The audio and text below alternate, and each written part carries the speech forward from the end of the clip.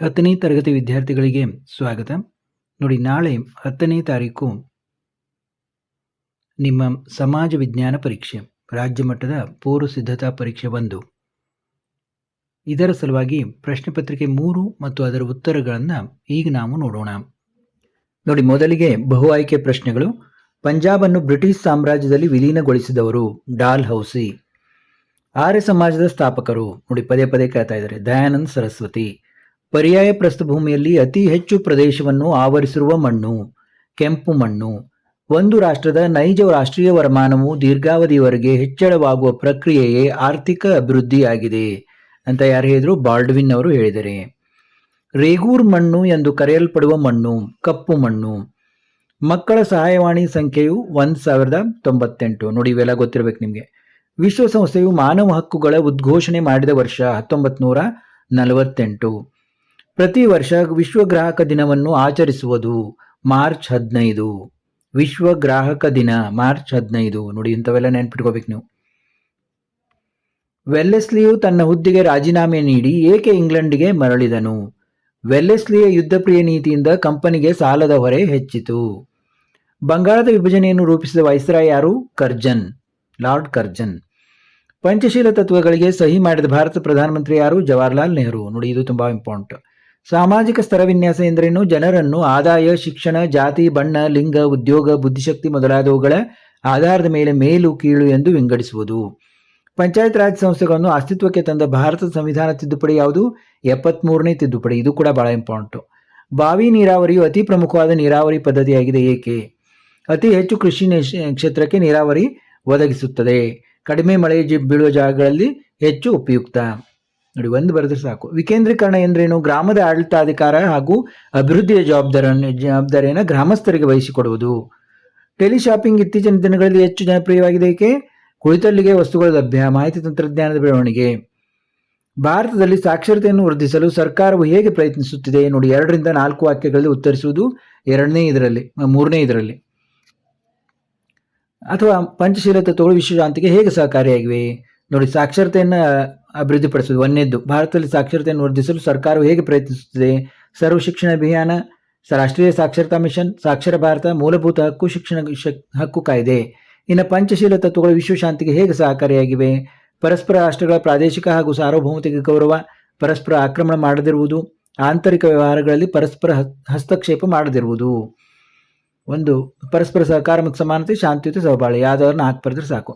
ಸಾಮಾಜಿಕ ಸ್ತರ ವಿನ್ಯಾಸವು ಸರ್ವ ವ್ಯಾಪಕವಾದದ್ದು ಹೇಗೆ? ಅಥವಾ ದೊಂಬಿಗಳನ್ನು ಹೇಗೆ ನಿಯಂತ್ರಿಸಬಹುದು? ನೋಡಿ, 2 ಇಂಪಾರ್ಟೆಂಟ್. ಪದೇ ಪದೇ ಕೇಳ್ತಾರೆ. ಸಾಮಾಜಿಕ ಸ್ತರ ವಿನ್ಯಾಸವು ವಿಶ್ವವ್ಯಾಪಿಯಾಗಿದೆ. ಮಾನವ ಸಮಾಜ ಎಲ್ಲೆಲ್ಲಿದೆಯೋ ಅಲ್ಲೆಲ್ಲ ಇದೆ, ವಿವಿಧ ರೂಪಗಳಲ್ಲಿದೆ. ಇನ್ನು ದೊಂಬಿ ಬಗ್ಗೆ ಹೇಗೆ ನಿಯಂತ್ರಿಸಬಹುದು? ಅಧಿಕಾರಿಗಳ ಸಮಯ ಪ್ರಜ್ಞೆ, ಪೊಲೀಸ್, ರಕ್ಷಣಾ ಪಡೆ, ಕಾನೂನು. ಜುನಾಗಢ ಸಂಸ್ಥಾನವನ್ನು ಭಾರತ ಒಕ್ಕೂಟಕ್ಕೆ ಹೇಗೆ ವಿಲೀನಗೊಳಿಸಲಾಯಿತು? ಜುನಾಗಢ ನವಾಬನು ಪಾಕಿಸ್ತಾನಕ್ಕೆ ಸೇರಿಸಲು ಇಚ್ಛಿಸಿದ್ದನ್ನು ಪ್ರಜೆಗಳು ವಿರೋಧಿಸಿದರು. ನವಾಬ ರಾಜ್ಯ ಬಿಟ್ಟು ಪಲಾಯನ ಮಾಡಿದ. ದಿವಾನ ಭಾರತ ಸರ್ಕಾರಕ್ಕೆ ಮನವಿ ಮಾಡಿದರು. ಆವಾಗ ಇದನ್ನು ಸೈನ್ಯ ಕಳಿಸಲಾಯಿತು. ಶಾಂತಿ ಸ್ಥಾಪನೆ ಆಯಿತು. ಜುನಾಗಢ ಭಾರತಕ್ಕೆ ಸೇರ್ಪಡೆಯಾಯಿತು. ಬ್ರಿಟಿಷ್ ಕಾಲದ ಆಡಳಿತ ವ್ಯವಸ್ಥೆಯಲ್ಲಿ ಭಾರತೀಯ ಸೈನ್ಯವು ಬ್ರಿಟಿಷರಿಗೆ ಆಧಾರ ಸ್ತಂಭವಾಗಿತ್ತು. ಸಮರ್ಥಿಸಿ ಭಾರತೀಯರನ್ನೇ ಸೈನ್ಯದಲ್ಲಿ ಸೇರಿಸಿಕೊಂಡರು. ಅವರ ನೆರವಿನಿಂದಲೇ ಭಾರತವನ್ನು ತಮ್ಮ ಅಧೀನಕ್ಕೆ ತೆಗೆದುಕೊಂಡರು. ಸೈನ್ಯದ ಶಕ್ತಿಯನ್ನು ಬಳಸಿಕೊಂಡು ತಮ್ಮ ಸಾಮ್ರಾಜ್ಯವನ್ನು ರಕ್ಷಿಸಿಕೊಂಡರು. ಭಾರತದ ವ್ಯವಸಾಯವು ಮಾನ್ಸೂನ್ ಜೊತೆಯಲ್ಲಿ ಆಡುವ ಜೂಜಾಟವಾಗಿದೆ. ಹೇಗೆ? ನೈಋತ್ಯ ಮಾನ್ಸೂನ್ ಮಾರುತಗಳು ದೇಶದ ವ್ಯವಸಾಯವನ್ನು ನಿಯಂತ್ರಿಸುತ್ತವೆ. ಮಳೆ ವಿಫಲವಾದರೆ ಬರಗಾಲ, ಮಳೆ ಹೆಚ್ಚಾದರೆ ಪ್ರವಾಹ, ಪ್ರಾಣ ಹಾಗೂ ಆಸ್ತಿ ಹಾನಿ. ಇದು ಕೂಡ ತುಂಬ ಇಂಪಾರ್ಟೆಂಟ್ ಆದಂಥ ಪ್ರಶ್ನೆ. ಇತ್ತೀಚಿನ ವರ್ಷಗಳಲ್ಲಿ ಅರಣ್ಯ ಕ್ಷೇತ್ರವು ಕಡಿಮೆಯಾಗುತ್ತಿದೆ. ಏಕೆ? ಕೃಷಿ ಕ್ಷೇತ್ರ ವಿಸ್ತರಣೆ, ರಸ್ತೆ ಮತ್ತು ರೈಲು ಮಾರ್ಗಗಳ ನಿರ್ಮಾಣ, ನೀರಾವರಿ ಯೋಜನೆ, ಕೈಗಾರಿಕೀಕರಣ, ನಗರೀಕರಣ, ಅತಿಯಾದ ಮೇಯಿಸುವಿಕೆ, ಕಾಡ್ಗಿಚ್ಚು. ಮಹಿಳಾ ಸ್ವಸಹಾಯ ಸಂಘಗಳು ಮಹಿಳಾ ಸಬಲೀಕರಣಕ್ಕೆ ಪೂರಕವಾಗಿವೆ. ಸ್ಪಷ್ಟೀಕರಿಸಿ. ನೋಡಿ, ಇದು ಇಂಪಾರ್ಟೆಂಟ್. ಎಲ್ಲ ಹಳ್ಳಿಗಳಲ್ಲಿಯೂ ಮಹಿಳಾ ಸ್ವಸಹಾಯ ಸಂಘಗಳನ್ನು ಸ್ಥಾಪಿಸಲಾಗಿದೆ. ನೋಡಿ, ಮಹಿಳಾ ಸ್ವಸಹಾಯ ಸಂಘಗಳ ಬಗ್ಗೆ ಆದರೂ ಕೇಳ್ತಾರೆ, ಅಥವಾ ಅದನ್ನೇ ಮಹಿಳಾ ಸಬಲೀಕರಣ ಇತ್ತೀಚೆಗೆ ಹೆಚ್ಚಾಗಿದೆ ಯಾವ ರೀತಿ ಅಂತ ಕೇಳ್ತಾರೆ. ಗ್ರಾಮೀಣ ಬಡ ಮಹಿಳೆಯರನ್ನು ಸಂಘಟಿಸುತ್ತದೆ, ಅವರನ್ನು ಆರ್ಥಿಕ ಸ್ವಾವಲಂಬಿಗಳಾಗಿ ಮಾಡುತ್ತದೆ, ಸುಲಭವಾಗಿ ಸಾಲ ದೊರೆಯುತ್ತದೆ, ಉತ್ಪಾದಕ ಚಟುವಟಿಕೆಯಲ್ಲಿ ತೊಡಗಿಸಿಕೊಂಡಿದ್ದಾರೆ.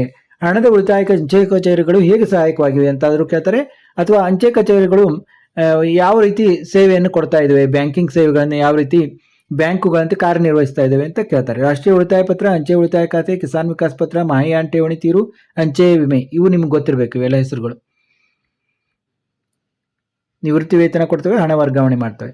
ಇನ್ನು 4ನೇದು 6 ವಾಕ್ಯಗಳಲ್ಲಿ ಉತ್ತರಿಸುವುದು. ಗ್ರಾಹಕರಿಗೆ ಬ್ಯಾಂಕುಗಳು ಹೇಗೆ ಸಲ್ಲಿಸುತ್ತವೆ? ಇದೇ ರೀತಿ ಗ್ರಾಹಕರಿಗೆ ಪೋಸ್ಟ್ಗಳು ಹೇಗೆ, ಅಂಚೆಗಳು ಹೇಗೆ ಸಲ್ಲಿಸುತ್ತವೆ ಅಂತ ಕೇಳ್ತಾರೆ. ಗ್ರಾಹಕ ರಕ್ಷಣಾ ಕಾಯ್ದೆಯು ಗ್ರಾಹಕರಿಗೆ ಹೇಗೆ ಸಹಾಯವಾಗಿದೆ? ಇದು ಗ್ರಾಹಕ ರಕ್ಷಣಾ ಕಾಯ್ದೆ ಅಂತ ಬಹಳ ಇಂಪಾರ್ಟೆಂಟು. ಜಮಾ ಕಾರ್ಡ್ಗಳನ್ನು ಕೊಡುವುದು, ಖಾಸಗಿ ಸಾಲ, ಮನೆ ಕಟ್ಟಲಿಕ್ಕೆ ಮತ್ತು ವಾಹನ ಖರೀದಿಸಲು ಸಾಲ ಮತ್ತು ಇವನು ಶೈಕ್ಷಣಿಕ ಸಾಲವನ್ನು ಕೊಡ್ತವೆ ಕಲಿಯಲಿಕ್ಕೆ ವಿದ್ಯಾರ್ಥಿಗಳಿಗೆ. ಪರಸ್ಪರ ನಿಧಿಗಳನ್ನು ನಿರ್ವಹಿಸುವುದು, ವ್ಯಾಪಾರಕ್ಕೆ ಬೇಕಾದ ಸಾಲ, ಭದ್ರತಾ ರಕ್ಷಣಾ ಕಪಾಟು, ಡೆಬಿಟ್ ಕಾರ್ಡು, ಭರವಸೆ ಸೇವೆ, ಸಹಿಗಳಿಗೆ ಜವಾಬ್ದಾರಿ, ಸುರಕ್ಷತೆ ಮತ್ತು ಗುಣಮಟ್ಟಕ್ಕೆ ಆದ್ಯತೆ. ಇನ್ನು ಅಪಾಯಕಾರಿ ವಸ್ತುಗಳ ತಯಾರಿಕೆ, ಮಾರಾಟ ತಪ್ಪಿಸುವುದು, ಮಾರುಕಟ್ಟೆಯಲ್ಲಿ ನಡೆಯಬಹುದಾದ ಅನುಚಿತ ವ್ಯವಹಾರ ಪದ್ಧತಿಗಳನ್ನು ತಡೆಗಟ್ಟುವುದು, ಗುಣಮಟ್ಟ, ಅಳತೆ, ತೂಕ, ಬೆಲೆ ಇತ್ಯಾದಿಗಳ ಮೇಲೆ ನಿಗಾ ವಹಿಸುವುದು. ಇದು ಗ್ರಾಹಕರ ರಕ್ಷಣಾ ಕಾಯ್ದೆ. ಬಳಕೆದಾರನ ವ್ಯಾಪಾರದಿಂದ ತೊಂದರೆಗೊಳಗಾದ ಸೂಕ್ತ ಪರಿಹಾರ, ಗ್ರಾಹಕ ಶಿಕ್ಷಣ.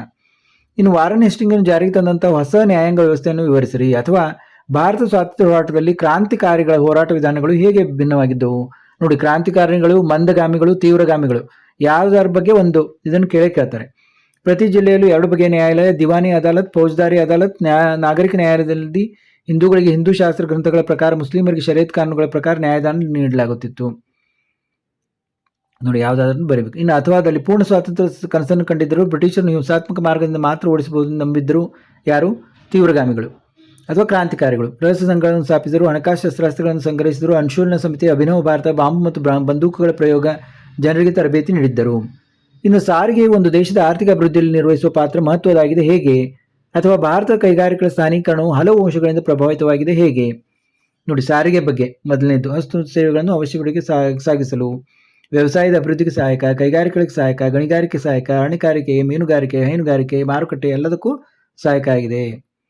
ಇನ್ನು ಕಚ್ಚಾ ವಸ್ತು, ಶಕ್ತಿ ಸಂಪನ್ಮೂಲ, ಮಾರುಕಟ್ಟೆ, ಸಂಚಾರ ಸೌಲಭ್ಯ, ಕಾರ್ಮಿಕರ ಪೂರೈಕೆ, ಬಂದರುಗಳ ಸೌಲಭ್ಯ. ಇದು ಅಥವಾ ಕ್ವಶನ್ ಯಾವುದು ಹೇಳಿ?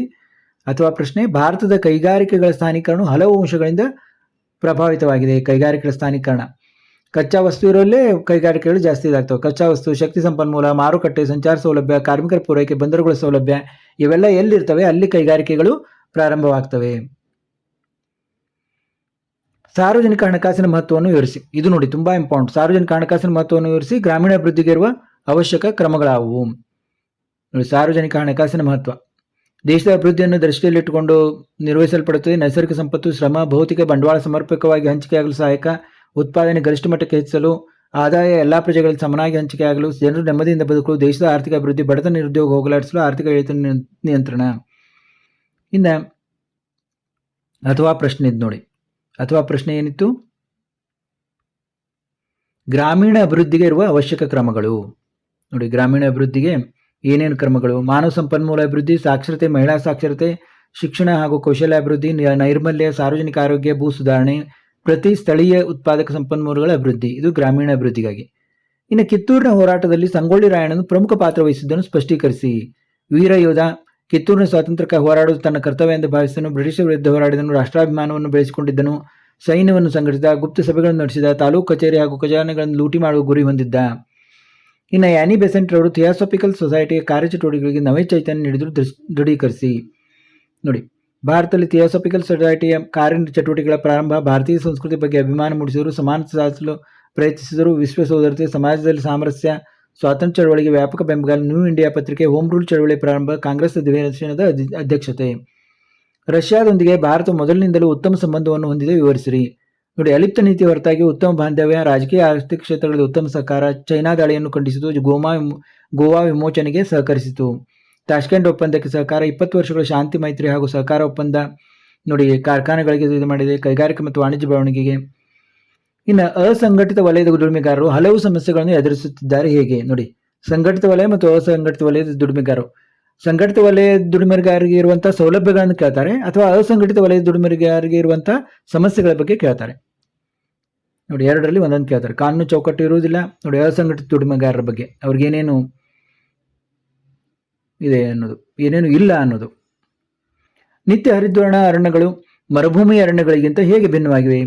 ನೋಡಿ, ಹಿಂದಿನ ಪ್ರಶ್ನೆಗಳಲ್ಲಿ ಬಹಳಷ್ಟು ಸಾರಿ ಕೇಳಿದ್ದಾರೆ ಇದನ್ನ.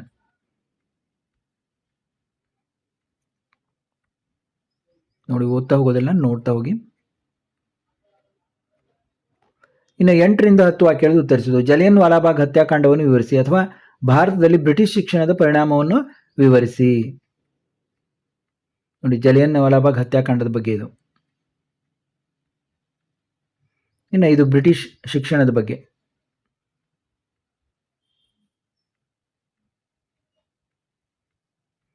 ಇನ್ನು ಭಾರತ ಪ್ರಥಮ ಸ್ವಾತಂತ್ರ್ಯ ಸಂಗ್ರಾಮ ವಿಫಲವಾಗಿತ್ತು ಏಕೆ? ಇದಂತೂ ಬಹಳ ಇಂಪಾರ್ಟೆಂಟ್ ಕ್ವಶನ್, ಬಹಳಷ್ಟು ಸಾರಿ ಕೇಳ್ತಾರೆ. ಇಡೀ ದೇಶವನ್ನು ವ್ಯಾಪಿಸಿರಲಿಲ್ಲ, ಕೆಲವು ಹಿತಾಸಕ್ತಿ ನಡೆದಿತ್ತು, ಯೋಜಿತ ಹೋರಾಟವಾಗಿರಲಿಲ್ಲ, ಅನಿರೀಕ್ಷಿತ ಕಾರಣಗಳಿಂದ ಪ್ರೇರೇಪಿತವಾಗಿತ್ತು, ಬ್ರಿಟಿಷ್ ಸೈನಿಕರಲ್ಲಿ ಒಗ್ಗಟ್ಟು, ಭಾರತೀಯ ಸೈನಿಕರಲ್ಲಿ ಒಗ್ಗಟ್ಟಿನ ಕೊರತೆ, ಸೂಕ್ತ ಮಾರ್ಗದರ್ಶನದ ಕೊರತೆ, ನಿಶ್ಚಿತ ಗುರಿ ಇರಲಿಲ್ಲ, ನಾಯಕತ್ವದ ಕೊರತೆ ಇರಲಿಲ್ಲ, ಶಿಸ್ತಿನ ಕೊರತೆ, ಹಲವು ರಾಜರು ಬ್ರಿಟಿಷರಿಗೆ ತೋರಿದ ನಿಷ್ಠೆ, ಇವನ್ನೆಲ್ಲ ಬರೀಬೇಕು. ಭಾರತದಲ್ಲಿ ಮಹಿಳೆಯರ ಸ್ಥಾನಮಾನವು ಹಿಂದೆಂದಿಗಿಂತ ಉತ್ತಮವಾಗುತ್ತಿದೆ. ನೋಡಿ, ಇದು ಕೂಡ ಇಂಪಾರ್ಟೆಂಟ್. ಮಹಿಳೆಯರ ಸ್ಥಾನಮಾನದ ಬಗ್ಗೆ ಕೇಳ್ತಾರೆ, ಮಹಿಳಾ ಸಬಲೀಕರಣದ ಬಗ್ಗೆ ಕೇಳ್ತಾರೆ, ಅಥವಾ ಸ್ವಸಹಾಯ ಗುಂಪುಗಳ ಬಗ್ಗೆ ಕೇಳ್ತಾರೆ. ಒಮ್ಮೆ ಎರಡೆರಡು ಪ್ರಶ್ನೆ ಬಂದಿರ್ತವೆ. ಮಹಿಳಾ ಮತ್ತು ಮಕ್ಕಳ ಅಭಿವೃದ್ಧಿ ಇಲಾಖೆ ಪ್ರಾರಂಭಿಸಿದೆ, ಮಹಿಳಾ ಶಿಕ್ಷಣ, ಬಾಲ್ಯ ವಿವಾಹ ನಿಷೇಧ ಕಾಯ್ದೆ, ವರದಕ್ಷಿಣೆ ನಿಷೇಧ ಕಾಯ್ದೆ, ಸ್ತ್ರೀಶಕ್ತಿ ಕಾರ್ಯಕ್ರಮ, ಸಾಲ ಸೌಲಭ್ಯ, ಸಬ್ಸಿಡಿ, ಮಹಿಳಾ ಮಂಡಲ, ಯುವತಿ ಮಂಡಲ, ಸ್ತ್ರೀಶಕ್ತಿ ಸಂಘಗಳು, ಸ್ವಸಹಾಯಕ ಸಂಘಗಳು, ಮಹಿಳಾ ಸಹಕಾರಿ ಸಂಘಗಳು, ಮಹಿಳಾ ಆಯೋಗ, ಮಹಿಳಾ ಮೀಸಲಾತಿ. ಚಂಡಮಾರುತಗಳು, ವಿಧ್ವಂಸಕಾರಿಗಳು ದೃಢೀಕರಿಸಿ. ನೋಡಿ, ಚಂಡಮಾರುತ ಬಗ್ಗೆ ತುಂಬ ವಿನಾಶಕಾರಿ, ಜನಜೀವನ ಸಂಪೂರ್ಣ ಮಾರ್ಪಾಡಾಗ್ತದೆ, ಅಪಾರ ಪ್ರಮಾಣದ ಸಾವು, ಒಳನಾಡಿನ ಜಲರಾಶಿಗಳು ಲವಣಯುಕ್ತ, ಬೆಳೆಗಳು ಸಂಪೂರ್ಣ ನಾಶ, ಸಾರಿಗೆ ಸಂಪರ್ಕ ಅಸ್ತವ್ಯಸ್ತ, ವಿದ್ಯುತ್ ಸೌಕರ್ಯ ಅಸ್ತವ್ಯಸ್ತ, ಜನಜೀವನ ಅಸ್ತವ್ಯಸ್ತ, ಸಾಂಕ್ರಾಮಿಕ ರೋಗಗಳು, ಹೆಚ್ಚಿನ ಪ್ರಮಾಣದ ಹಾನಿ. ಇನ್ನು ಭಾರತ ನಕ್ಷೆಯನ್ನು ಬರೆದು ಅದರಲ್ಲಿ ಈ ಕೆಳಗಿನವುಗಳನ್ನು ಗುರುತಿಸಿ. ನೋಡಿ, ಕೆಲವೊಂದು ಇಂಪಾರ್ಟೆಂಟ್ ಇದಾವೆ, ಅವನ್ನೇ ಪದೇ ಕೇಳ್ತಾ ಇರ್ತಾರೆ. ನಿಮ್ಮ ಪುಸ್ತಕದಲ್ಲಿ ಕೂಡ ಗೊತ್ತಾಗ್ತದೆ ಏನು ಕೇಳ್ತಾರೆ ಅನ್ನೋದು. ನೀವು ಕೆಲವೊಂದು ಪ್ರಶ್ನೆ ಪತ್ರಿಕೆಗಳನ್ನು ನೋಡಿದ್ರು ಕೂಡ ಆರಾಮಾಗಿ ನೀವು ತಿಳ್ಕೊಬೋದು ಇದನ್ನೇ ಕೇಳ್ತಾರೆ ಅಂತ. ನೋಡಿ, ಇಲ್ಲಿ ಏನೇನು ಕೇಳಿದ್ದಾರೆ, ಅಮೃತ್ಸರ್ ಎಲ್ಲಿದೆ, ನರ್ಮದಾ ನದಿ ಎಲ್ಲಿದೆ, ಕೊಂಕಣ ತೀರ ಎಲ್ಲಿದೆ, ವಿಶಾಖಪಟ್ಟಣಂ ಎಲ್ಲಿದೆ ಅನ್ನೋದನ್ನು ನೀವು ಕರೆಕ್ಟಾಗಿ ತಿಳ್ಕೊಬೇಕು. ಈಗ ಪತ್ರಿಕೆ 3 ನೋಡಿದೆವು. ಇದೇ ರೀತಿ ಪತ್ರಿಕೆ 4 ಕೂಡ ನೋಡೋಣ, ಮತ್ತೆ ಭೇಟಿಯಾಗೋಣ.